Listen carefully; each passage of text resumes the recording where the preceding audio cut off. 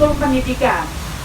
Kurikulum pendidikan karena kita tidak tahu sampai kapan anak-anak ini akan sekolah, itu akan kita buat per RW, kita fasilitasi. Kita kan sudah bayar internet untuk per RW, seluruh RW di Surabaya kita fasilitasi internet.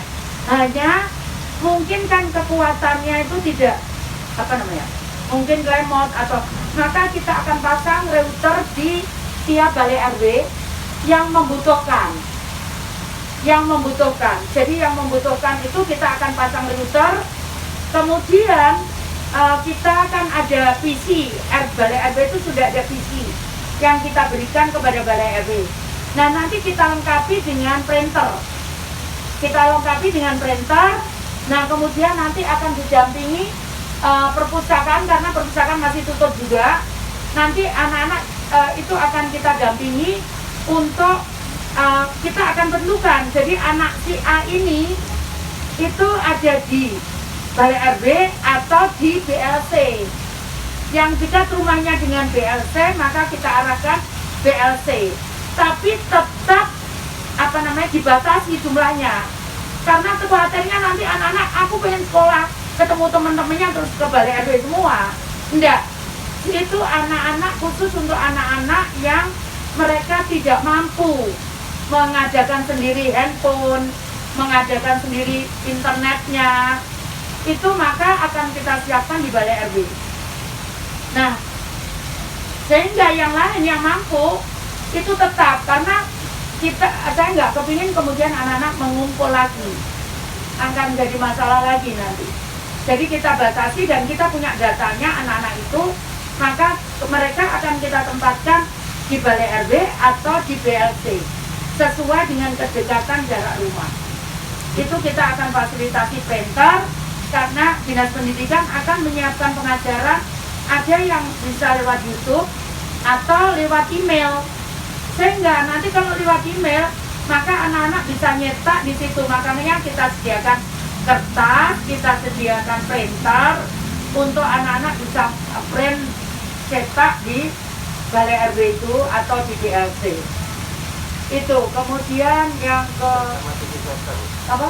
Oh iya, kita juga akan kerjasama dengan TV swasta untuk bagaimana nanti pola pengajaran anak-anak. Jadi pola pengajarannya macam-macam nanti bentuknya, supaya anak-anak juga tidak bosan hanya daring gitu. Nanti kita akan buat kerjasama dengan TV swasta untuk mengajarkan dengan belajar dengan cara-cara yang menarik begitu. Itu. Ya ada visi, sekarang udah balai RW, tiap RW itu sudah kita kasih visi. Ya kan Pak Kerja? Ya balai RW itu kan sudah ada visinya. Sudah ada, kita bayar internetnya. Jadi kita sudah bayar internetnya di balai RW. Ada 1.390. Meskipun nanti mungkin tidak yang RW anak kaya-kaya itu orang yang mampu, kaya-kaya.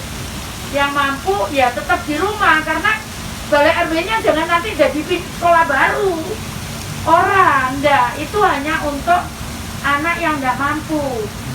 Yang ya BLC juga kita pakai. Nanti kalau yang dekat rumahnya BLC ya dia ke BLC. Yang dekat rumahnya balai RW ya ke balai RW.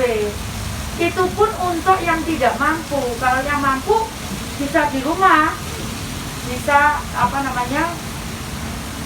bisa sendiri gitu. Karena tadi untuk mewadahi yang tidak punya handphone, yang tidak punya internet gitu.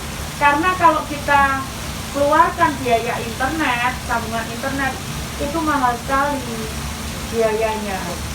Kemarin kita hitung sebulan itu 13 miliar ya. Ya kalau 6 bulan kan besar. Padahal kalau kita hanya nambah router, kemudian kita nambah router, kemudian kita belikan printer, kemudian kita berikan kertas, itu enggak sampai 11 miliaran kita itu. Nah kalau kita harus bayar internet itu 13 miliar per bulan. Kalau dengan router itu kita bisa kurang lebih 11 miliar lah selama 6 bulan gitu. Karena kan kita sudah bayar sambungan internet ke RW gitu. Ini untuk anak yang nggak mampu aja, begitu. Jumlahnya berapa, Bu? Berapa? RW-nya? Iya. Nanti mungkin masih kita hitung karena kita masih cek kondisi balai RW-nya. Tapi kan ada daerah yang mampu gitu kan nggak perlu dikasih gitu. Ini sudah disurvei mulai kemarin. Iya, nanti kan ada disurvei sama bagian pemerintahan. Ini mulai kemarin kita udah melakukan survei. Oke?